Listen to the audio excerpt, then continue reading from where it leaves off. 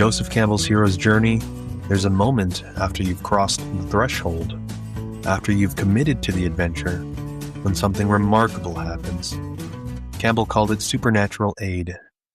The hero receives a gift, tools, knowledge, or courage to face what's ahead. And here's what's crucial about this gift. It's not complicated. It's not a manual with 1,000 steps. It's often something elegant, something simple. A sword, a compass, a bag of winds. I'm Edward Alcdan Jr., and this is Powerlifting Made Simple. Over the past 2 weeks, we've talked about giving yourself permission to fail in building a vessel, foundation of self-knowledge, sound principles, and trustworthy community to carry you safely through your powerlifting journey. You're doing the hard work of claiming your agency, of understanding what safety means, of building your capacity to recognize good guidance from exploitation. Now comes the gift, the supernatural aid that makes the complexity of powerlifting more navigable. And it's simpler than you think. 2 ideas, position and balance. That's it. Everything you need to understand about powerlifting technique, every squat, every bench press, every deadlift, can be filtered through these 2 concepts. Not 20 concepts, not 100 technical cues, 2. Today, I'm going to teach you how to use them, how to feel them, how to let them guide every training session from this day forward. And I'm going to show you why these aren't just technical filters. They're the beginning of learning to think for yourself under the bar, to trust your own sense of what's working, to develop that independence of judgment that makes you truly strong. Because as Emerson wrote, what I must do is all that concerns me, not what the people think. It is easy in the world to live after the world's opinion.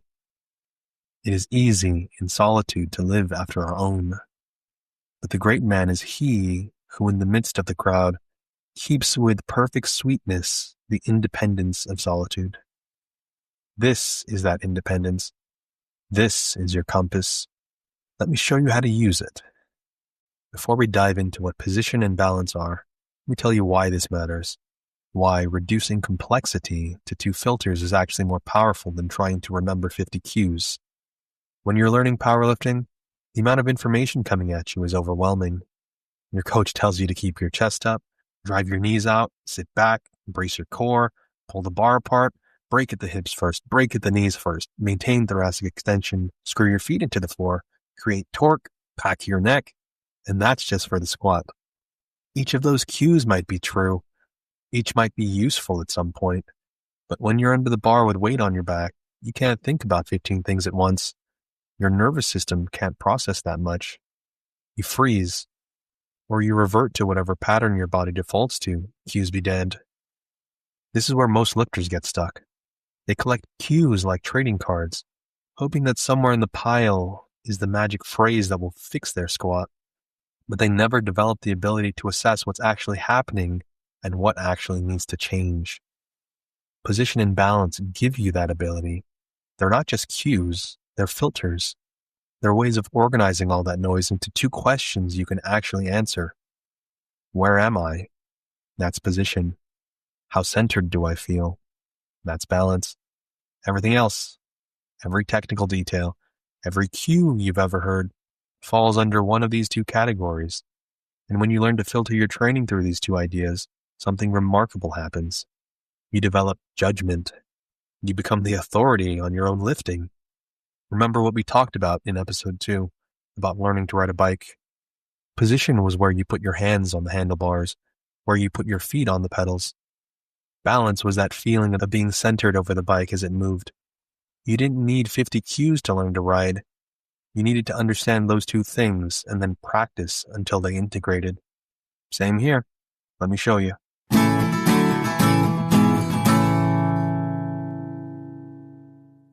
All right, let's start with position. Position is the structure, the architecture of your setup. It's where things are in space before and during the movement.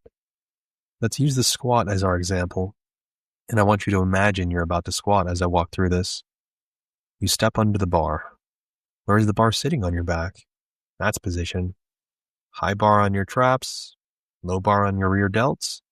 That's a position choice, and it changes everything about how the squat will feel. Where are your feet? That's position. Shoulder width, wider, toes straight, toes out 45 degrees. Each variation is a different structure, and each will distribute force differently through your body. Now you unrack the bar and step back. Where is your torso in space relative to your hips? Are you upright? Are you leaning forward? That's position. Here's the key. Position is something you can see. If I film your squat from the side, I can observe these positions: bar placement, feet width, hip angle, knee angle.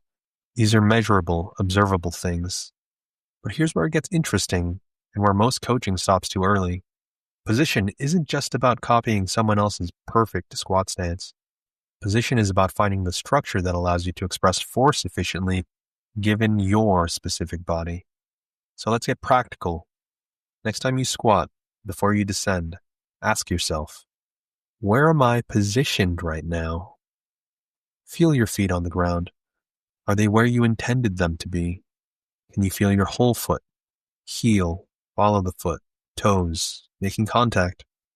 Or are you already shifted forward onto your toes before you've even started? Feel the bar on your back.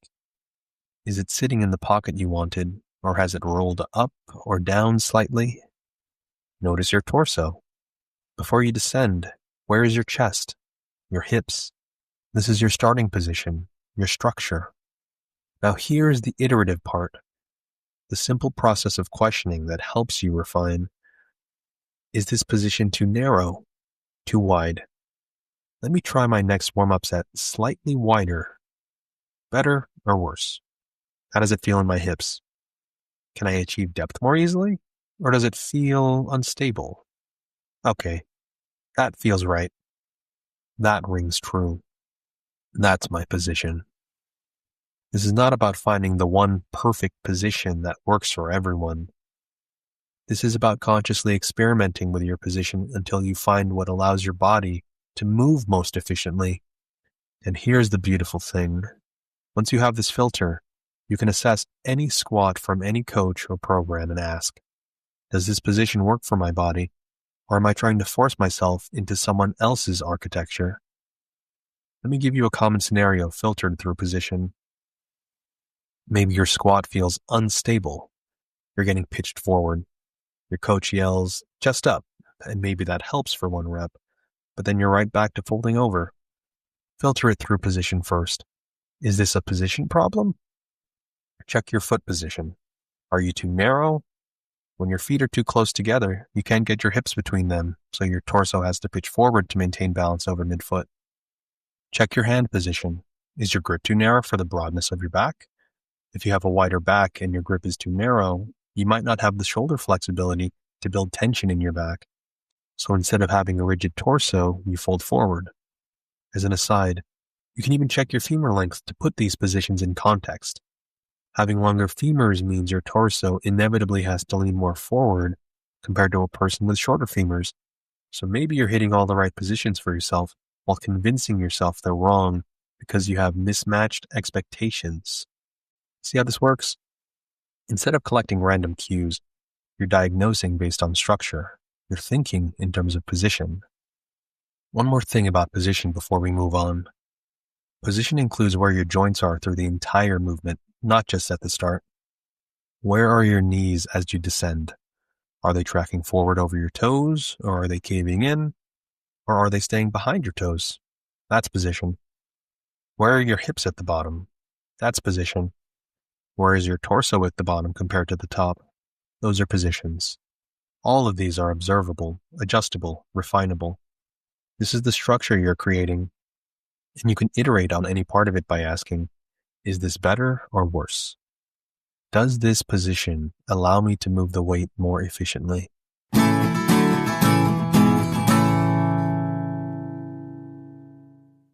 Now, let's talk about balance. If position is the structure, balance is how that structure moves through space. Balance is what you feel. This is more phenomenological. It's about sensation and proprioception rather than what you can see on video besides just bar path. Balance is, where is my center of mass? Where is the weight distributed through my feet in squat and deadlift, or over my shoulders in the bench press? Do I feel stable, or am I fighting to stay balanced? Let's go back to the squat.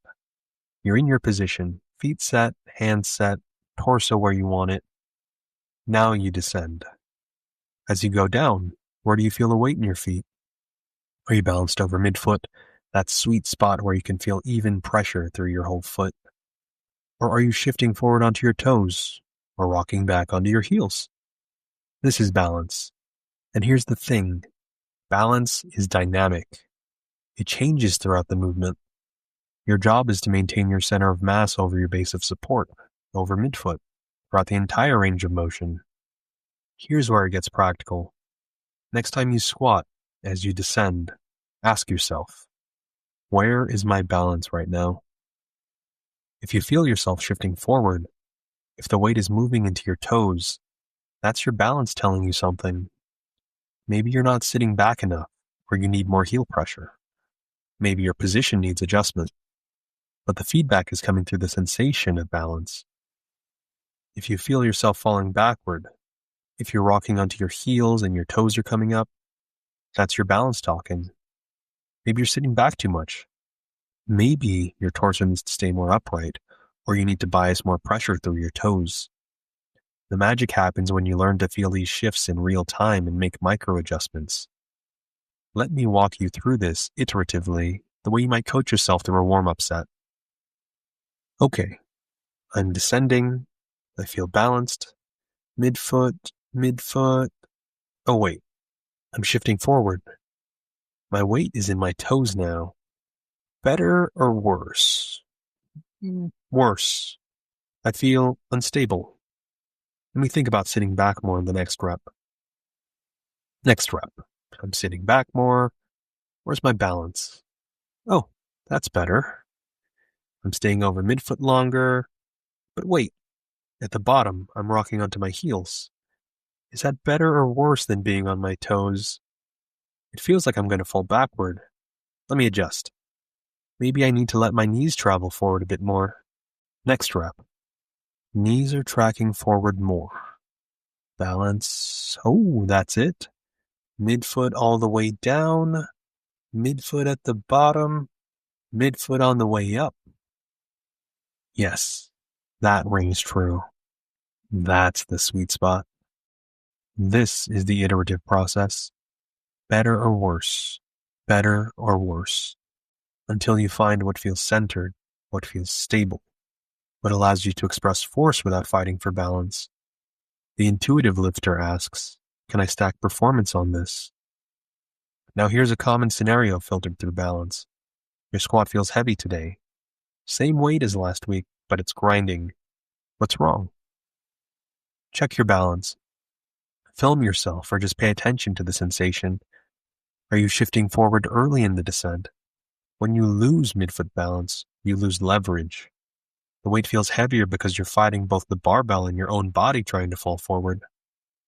This isn't a strength problem, this is a balance problem. And the fix might be simple. A cue to sit back more, or a reminder to feel your whole foot, or adjusting your position slightly. See how these two filters work together to make balance easier to maintain.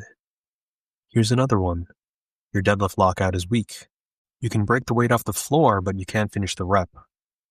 Filter through balance. Where's your balance when you're pulling? Are you back on your heels trying to get your back tight by pulling the bar backward? When your balance shifts behind midfoot, you lose hip extension leverage. The fix isn't more lockout accessories. The fix is learning to feel balance over midfoot throughout the entire pull. One more thing about balance. It's not just side to side or front to back. It's also how evenly you're distributing weight between your left and right sides. Do you feel yourself shifting to one leg? That's balance feedback. That's information you can use. And then, if balance is more appropriately filtered, you can more truly determine if what you have is a balance problem or a strength problem, as in, you're just not strong enough at this point in time to maintain your technique for your prescribed training, where the remedy is to lighten the weight or decrease the amount of reps per set to where you can be more consistent.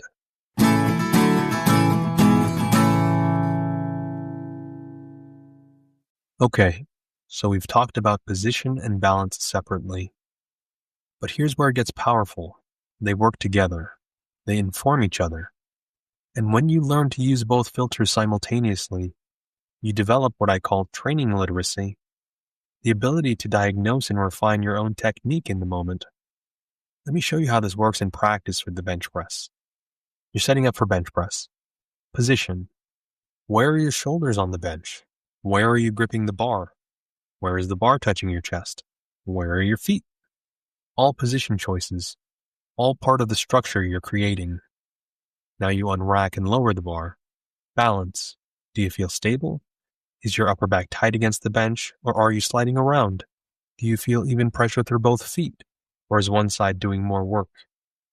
As you press, balance.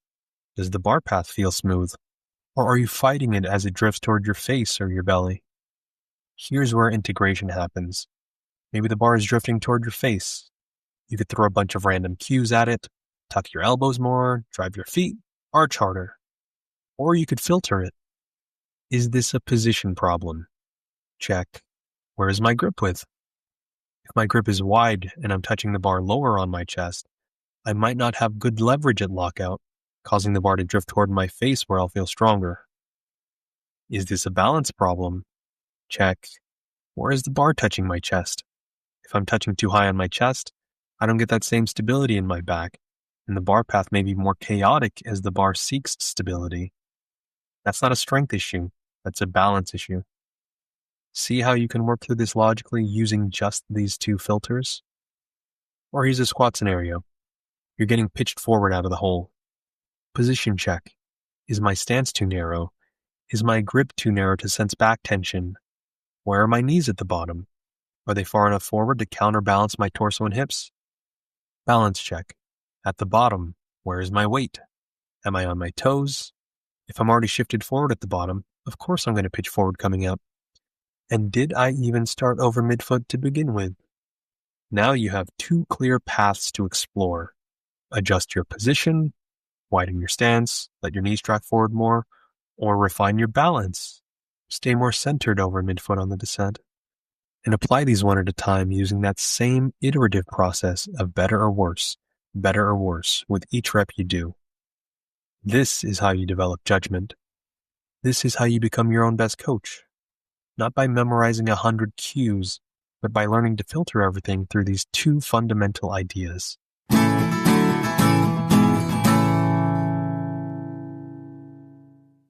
Let me take this one level deeper, because I want you to understand why these two filters are so universal, so foundational. Position is structure. It's the skeleton. It's the architecture. It's the form you create in space. Balance is flow. It's how that structure moves. It's the dynamic quality, the alive quality, the way force transfers through your body. This is true whether you're squatting, or drawing, or playing music, or building a community. Structure and flow, form and movement, position and balance.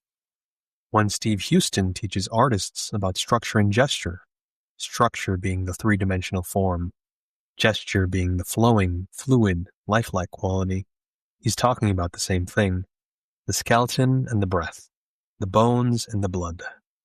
When you squat, you're not creating a static sculpture.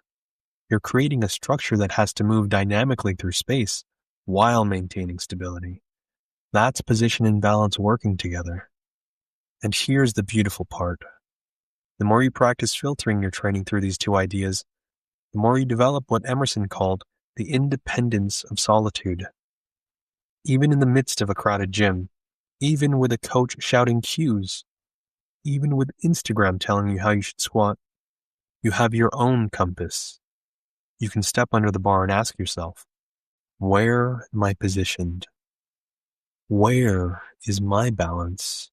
And trust that those two questions will guide you. This is the gift. This is the supernatural aid. It's not a complicated manual. It's a simple compass that always points you toward what's true for your practice.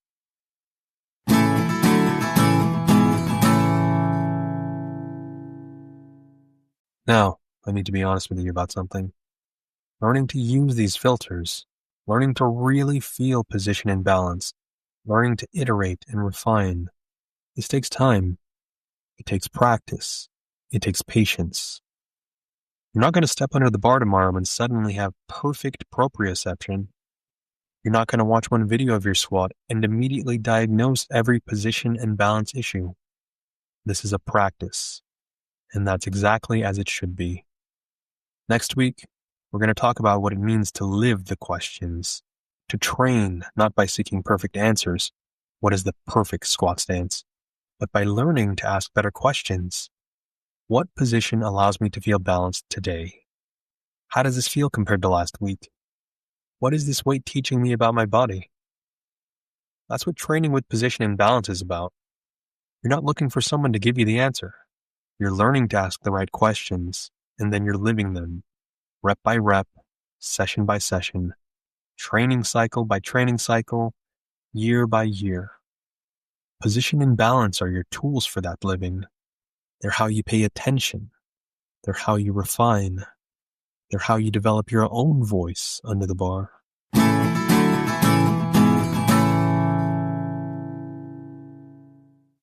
Let me leave you with this. Campbell said that supernatural aid is a promise that, by taking the first courageous steps into the unknown, the hero will not be left alone. You won't be alone on this journey. Not because you'll always have a coach or a training partner, though I hope you do, but because you'll have yourself. You'll have your ability to assess position. You'll have your capacity to feel balance. You'll have these two filters that cut through the noise and help you see clearly.